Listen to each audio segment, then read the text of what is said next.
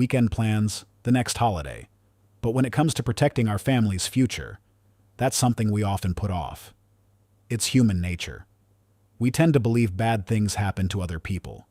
Psychologists call it optimism bias. And it's why so many families stay unprepared. But life can be unpredictable. And without a safety net, one unexpected moment can shake everything. That's where insurance comes in. Think of it as a safety net, built to catch your family when they need it most. Life insurance helps your family stay financially secure if you're no longer there. Term insurance protects you during the years that matter most, while building a home, raising kids, and growing together. Critical illness insurance gives you financial support if a serious illness strikes, so you can focus on recovery, not expenses. And health insurance helps cover medical costs, both expected and unexpected. It's not just about money. It's about protecting their future, their home, their peace of mind. Because the real question isn't, what if something happens?